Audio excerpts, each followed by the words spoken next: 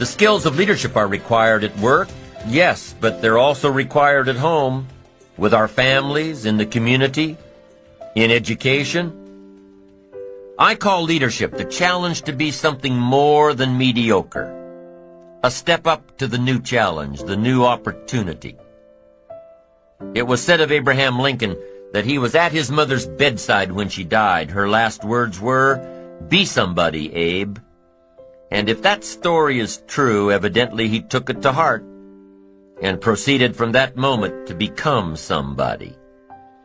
Now, when it comes to being a leader, if you really want to attract quality people, the key is to become a person of quality.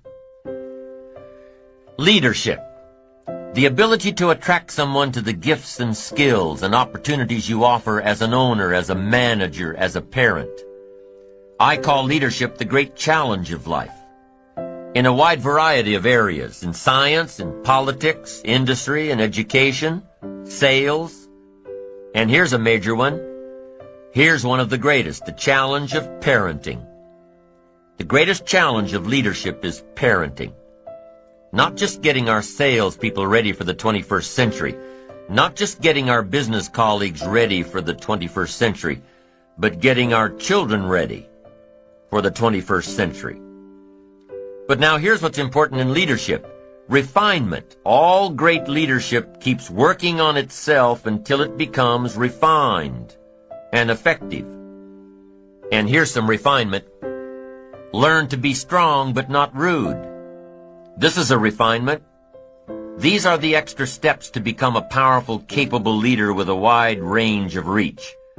Some people mistake rudeness for strength. It's not even a good substitute. Next, be kind but not weak. We must not mistake weakness for kindness. Kindness isn't weak. Kindness is a certain type of strength. We must be kind enough to tell somebody the truth. We must be kind enough and considerate enough to lay it on the line. We must be kind enough to tell it like it is and not deal in delusion. Next, learn to be bold but not a bully. It does take boldness to win the day, to build your ambitions. You've got to stride out front. You've got to be willing to take the first arrow, to take the first problem, first trouble. I think we'd all agree that farming is not an easy job. We must face the weeds and the rains and the bugs straight on. It's not an easy task. But if you want any value at harvest, you've got to press, you've got to be bold, you've got to seize it. Here's the next one. You've got to be humble but not timid. You can't get to the high life by being timid. Some people mistake timidity for humility. But humility is a virtue. Timidity is a disease. It's an affliction. Now it can be cured, but it is a problem. Humility is almost a godlike word. A sense of awe, a sense of wonder, an awareness of the human soul and spirit. Something unique about the human drama versus the rest of life. Humility is a grasp of the distance between us and the stars, yet having the feeling that we're part of the stars. Here's a good refinement. Be proud but not arrogant. It takes pride to win the day. It takes pride to build your ambition. It takes pride in community. It takes pride in cause, accomplishment. But the key is to be proud without being arrogant. Do you know the worst kind of arrogance? Arrogance from ignorance. It's hardly tolerable. And it can be expensive. A young newlywed couple got some money from their parents to buy a new set of patio furniture. Young couple goes to the store and picks out the perfect set. They go to the checkout, and the clerk scans the UPC code. The couple says, "Hey, there's 4 chairs in this container. You're only charging us for 1. Clerk says, "I know my job," she says arrogantly. "I stepped up here and scanned the container. Don't you think I know what I'm doing?" Well, the young couple tried to explain that she was wrong. Clerk wouldn't listen. Young couple got 4 beautiful patio chairs for the price of 1. Now, do you think the store clerk will alter her arrogant attitude when it's time to close out her cash drawer? Probably so.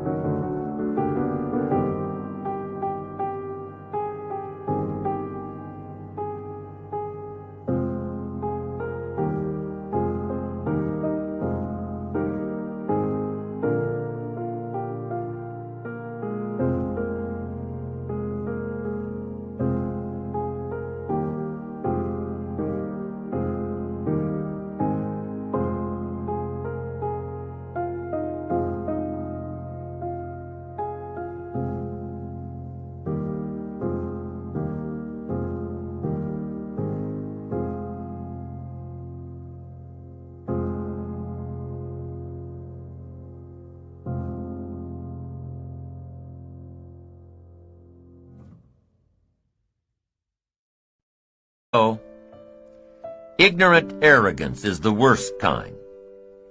If a guy's smart and arrogant, we can tolerate that. But if a guy's dumb and arrogant, I mean, that's just too much to take. And here's the next one, humor without folly. That's important for a leader. Humor, yes, but folly, no. In leadership, we learn it's okay to be witty, but not silly. Witty, but not silly. Fun, but not foolish. Next, deal in realities. Deal in truth. Save yourself the agony. Just accept it like it is. Life is unique. Accept it as unique. Some people call it tragic, but I'd like to think it's unique. The whole drama of life is unique. Fascinating. Life is unique. Leadership is unique. The skills that work well for one leader may not work at all for another.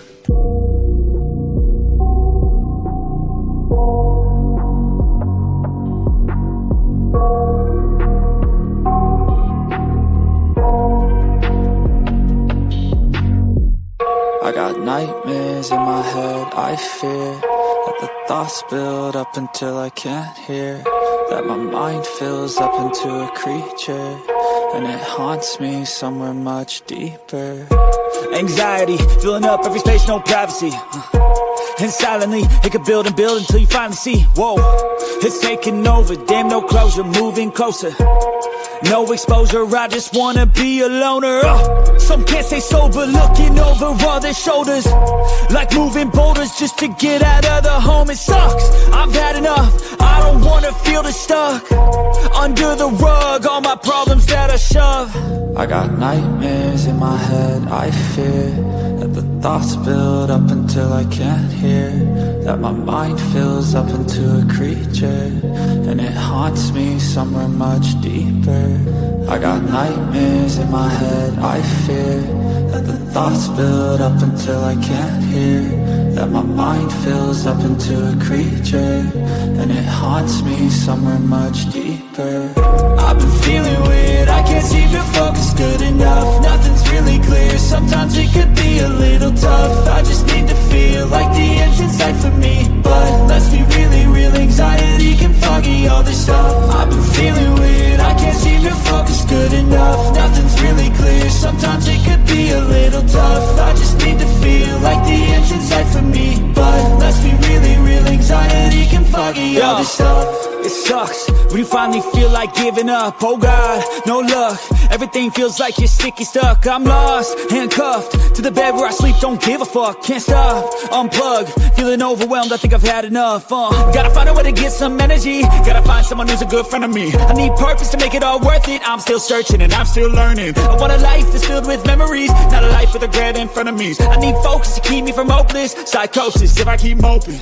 I got nightmares in my head, I fear that the thoughts build up until I can't hear, that my mind fills up into a creature, and it haunts me somewhere much deeper. I got nightmares in my head, I fear that the thoughts build up until I can't hear, that my mind fills up into a creature, and it haunts me somewhere much deeper. I've been feeling weird, I can't seem to focus good enough. Nothing's really clear, sometimes it could be a little tough. I just need to feel like the end's in sight for me, but let's be really real, anxiety can foggy all this stuff. I've been feeling weird, I can't seem to focus good enough. Nothing's really clear, sometimes it could be a little tough. I just need to feel like the end's in sight for me, but let's be really real, anxiety can foggy all this stuff.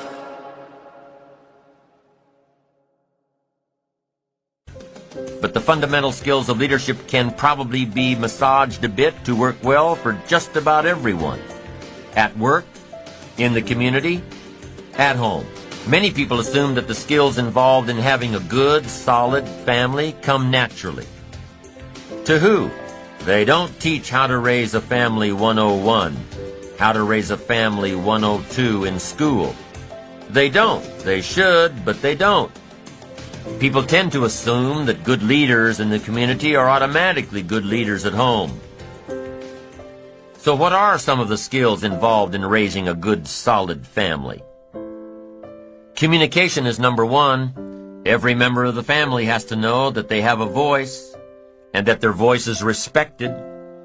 Every person in the family has to know that their opinions count, that the family is a democracy, that if there's an issue, they can put it on the table. And that's what's so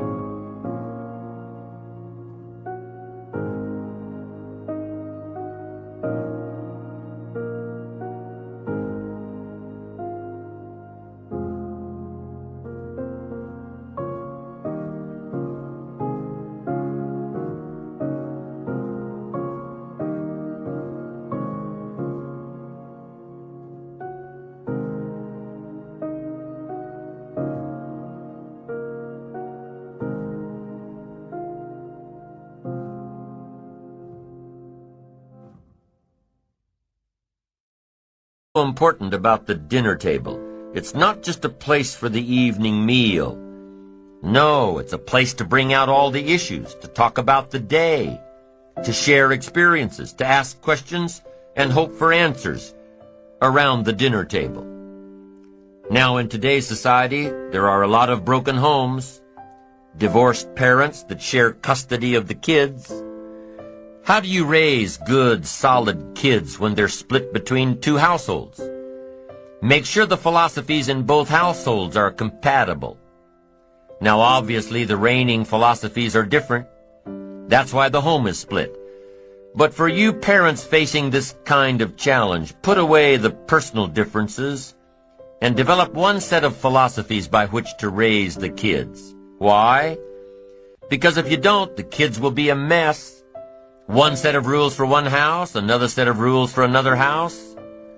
No, you can't do. I know you told your friend you're not okay, and tell me what's wrong and why you never said you felt that way. And guess you're trying to stay strong and fake a smile until I look away. But I've known you too long, it hurts to watch your blue eyes fade to gray as you fade away, as you fade away. Yeah, I'm about to fade away, cause every time I wake up I feel like it's Monday. Something's going wrong with all the chemicals up in my brain. All of a sudden I don't look at anything the same way. Got a buildup of my thoughts sitting in an ashtray. I'm sorry that I'm so inconvenient, okay. Just let me be me and I'll stay out of your way. I can see the way you look at me, I'm such a disgrace. I never really asked to be brought into this place. You wanna love me? Well then baby I have a taste. All the highs and the lows.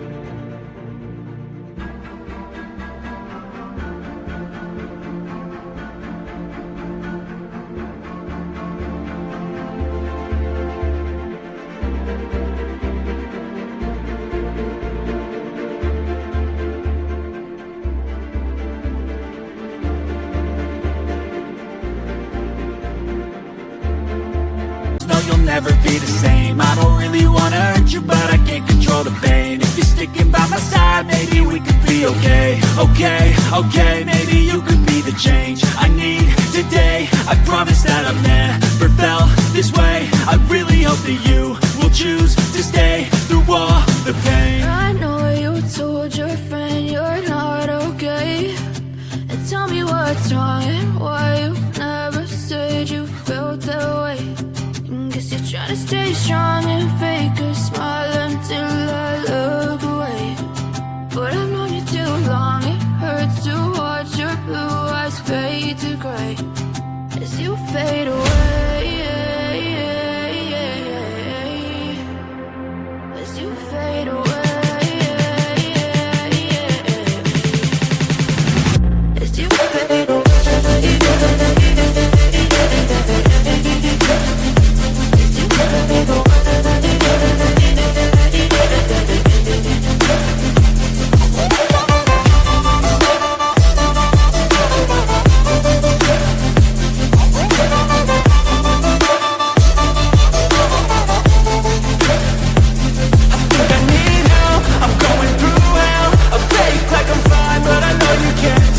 Like nothing I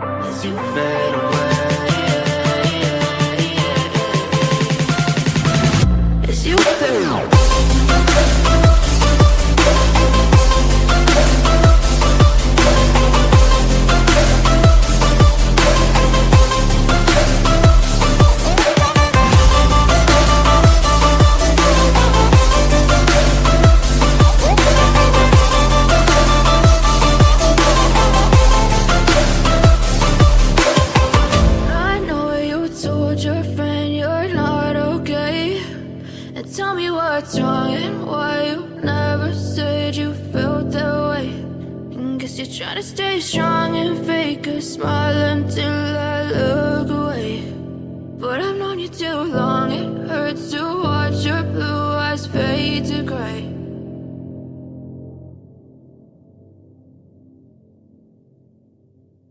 This, because if you do, the kids will grow up confused as to what's right and what's wrong. So regardless of how your household is set up, make sure that communication plays a vital role. Everybody needs a voice. Everybody has to be heard. And everybody has to acknowledge that everyone else's voice counts. That's number one, communication.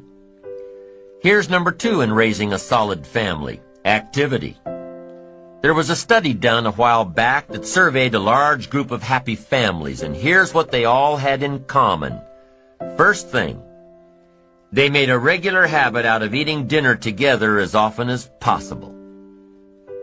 Second thing, they were all involved in one physical activity or another, walks, tennis, swimming, basketball. They planned family physical fitness activities. Third thing, they made a regular habit of spending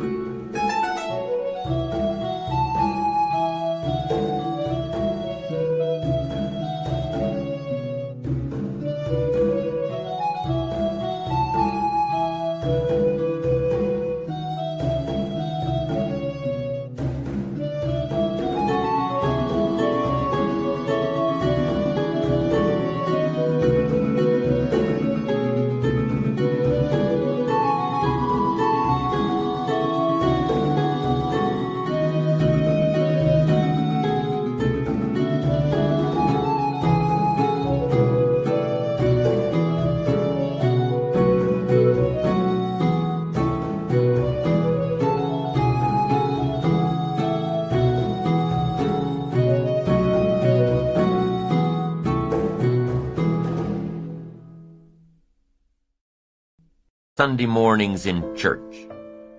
And the fourth common denominator between successful families, the parents scheduled quality, personal time together. Alone. So why would the parents' personal time affect the entire family so dramatically? Because when the parents are happy with each other and invest in each other, they present a unified front to the kids. Personal time together, it's important. So the second key in raising a solid family is activity.